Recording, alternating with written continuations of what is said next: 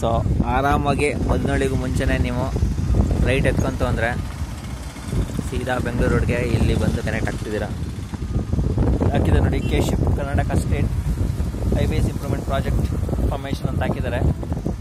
Package 1 2 laning with paved shoulder SH79. Total length of the project 114 kilometres ಅಂತೆ. KSHIP ಅವ್ರದ್ದು PWD 4 ಲೇನಿಂಗ್ of nice ಏನೋ ಇದೆ project. ಬೇರೆ nice road connection ಎಲ್ಲ ಇದೆ. ಒಟ್ಟಿನಲ್ಲಿ ಪ್ರಾಜೆಕ್ಟು ಮುಗಿದಿದೆ.